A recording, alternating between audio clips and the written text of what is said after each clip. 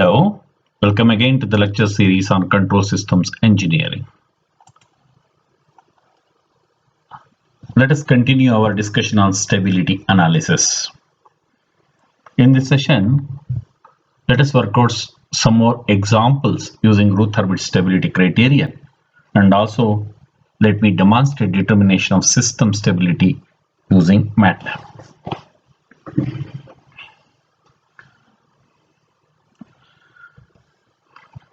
Here I have an example: S6, 2S5, 8S4, 12S cube, 20S square, 16S plus 16 equal to 0 is the characteristic equation. Let me create the Routh array. This one here, 8, 20 and 16. Then 2 here, 12, 16. Now 16 minus 12, 4 divided by 2 is 2. 40 minus this 40 minus 16, 24 by 2 is 12. 2 into 16 minus 0 divided by 2 is 16. Again, when I do this with this, I will get 0. When I multiply and subtract this, I'll get 0, 0, 0. So now it is difficult to continue with the array. Here all the elements are 0.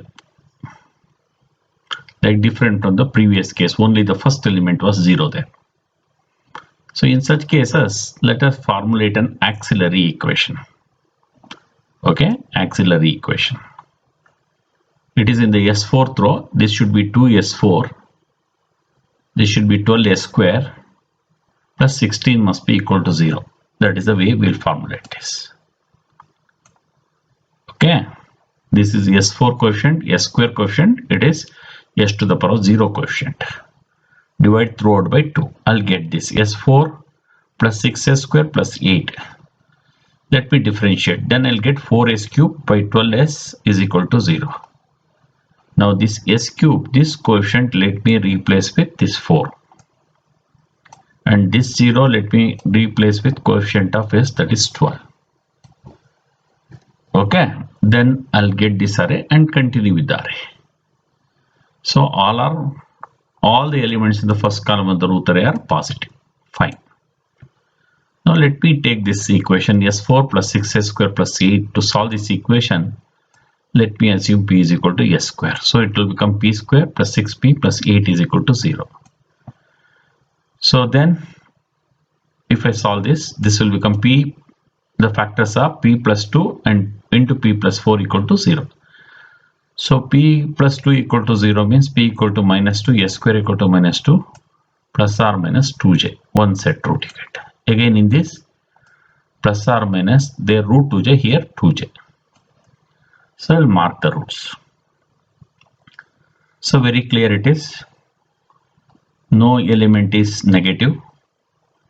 So we can say stable. However, the roots are lying on the imaginary axis. This will give you an oscillatory response. So let us call it as a limitedly stable system. Limitedly stable system. Okay, so fine. Okay. Now next example, let us take this. S4 plus 2S cube plus 11S square plus 18S plus 18 equal to 0. You get 1, 11, 18, 2, 18, you'll get this. Again it will become 0, 0. So our equation will become 2S square plus 18 equal to 0. So S square plus 9 equal to 0. If I differentiate, it will become 2S equal to 0. Okay, so in such cases what you do, take this auxiliary equation, divide the original equation, you will get one more polynomial. Okay, now this S square plus 9 equal to 0 means S square equal to minus 9, S is equal to plus or minus 3j. Again, these are also imaginary roots. So 4 roots are on imaginary axis. This is again limitedly stable system. So in this example, when you do the root array, you are getting one element 0. The best way is to replace s by 1 by z, formulate another characteristic equation and perform the root array. And you are getting minus over here, that's one part of it. Again, you are getting 0, 0. Then you have to get a auxiliary equation. So it has a mixture of everything. But however, it is the element is negative, so system is unstable. Okay, fine, sir. Find the range of k for the following system to be stable. Here s4 plus 3s cube plus 3s square plus 2s plus k equal to 0 is given. So let us draw the root array. Then this will be there. This is here. This is here. Then you'll get. So for a system to be stable, this must be greater than 0. And this must also be greater than 0. So from here, 14 by 3 greater than 3k. Okay. So finally,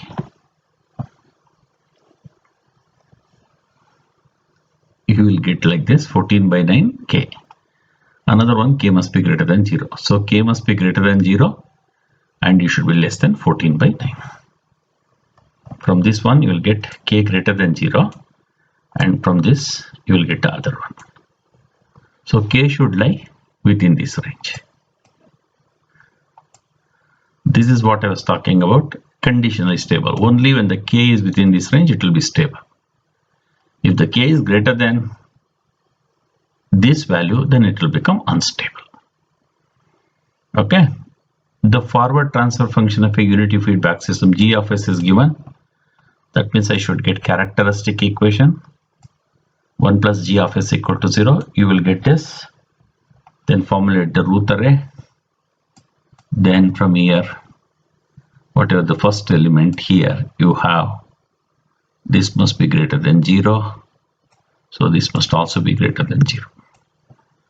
So you will get 7 by 9 greater than 0. K must 1 plus k must be greater than 0 means k must be greater than minus 1. So this is the range you get. Okay, right, sir. Again, a system oscillates with frequency omega if it has poles at s is equal to plus or minus j omega and no poles on right half of s plane. Determine the values of k and a so that the system shown in figure oscillates with a frequency of 2 radians per second. Right? So 1 plus g of s h of s equal to 0, you formulate this. Yes. We will get the characteristic equation like this. Let us formulate the root array. So then you are going to get like this. Okay. So you know that for a limitedly stable system, all the elements in a row will become 0. So that means we'll equate this to 0. This term. The previous equation will become the auxiliary equation. When you equate this to 0, you will get a is equal to this. Then our auxiliary equation is a square plus 1 plus k is equal to 0. Correct? S square is equal to minus 1 plus k by a. A value is 1 plus k by 2k. So you will get this. So s square is equal to minus 2 plus k. You can substitute s is equal to plus or minus j omega to get the frequency. So s square means j square omega square, so minus omega square. Correct? Where is that? Further, where is that I have done? Okay. So minus omega square is equal to minus 2 plus k. Yes, sir. this minus minus cancels. He has given omega oscillates with a frequency of 2 radians per second. Na? Yes.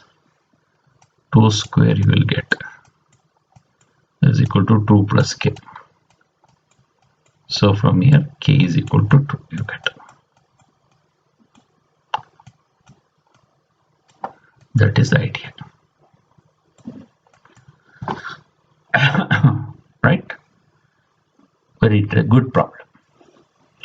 Let us locate poles and zeros using MATLAB and determine whether the system is stable or not.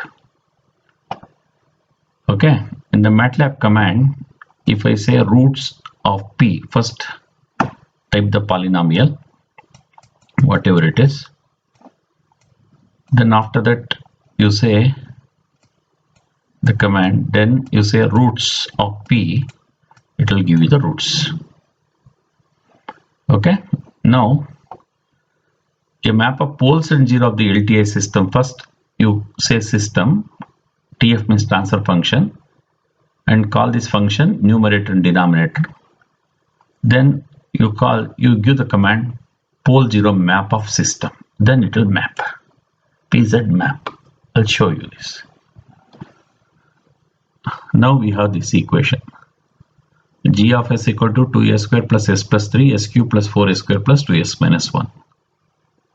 System is transfer function 2 1 3 and this is 1 4 2 minus 1. If I say pz map of system, you can see roots of this numerator we call them as zeros,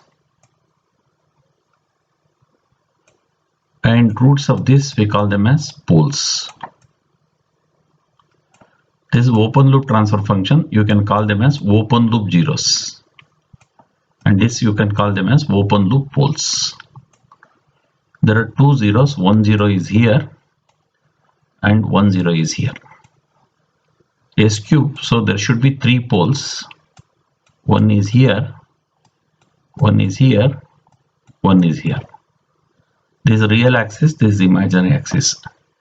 One root is on the right hand side, so it is unstable system.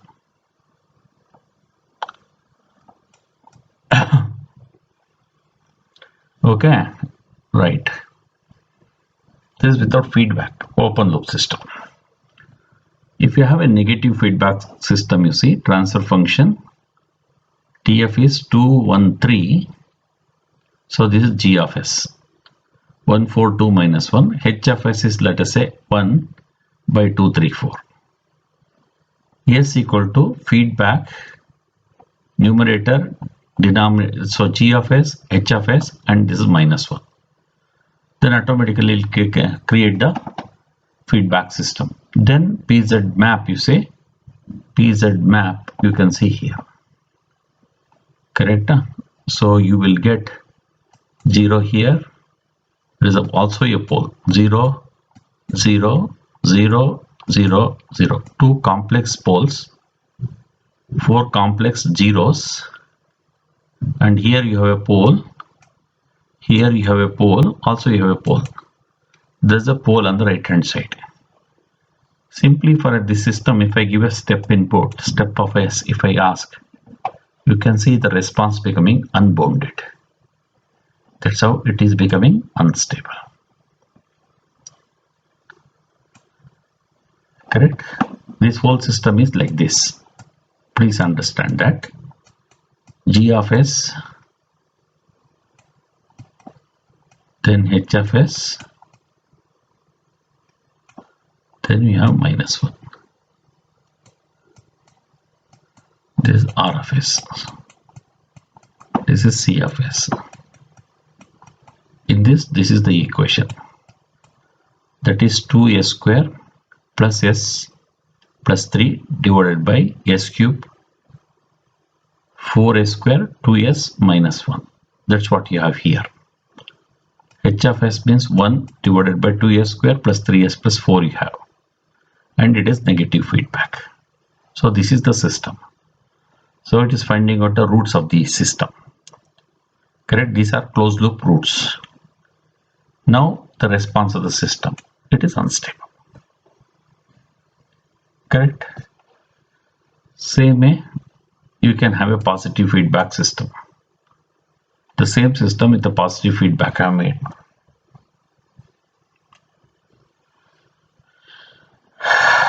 Okay, it is giving a response like this. No pole is on the right hand side, R0 is on the right hand side, no root is on the right hand side. So system is stable. So know that PZ map is an important function.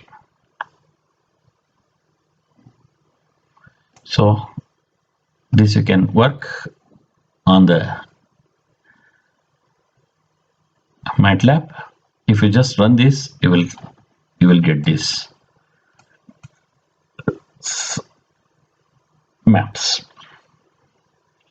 Okay, so that's how we can find system stability.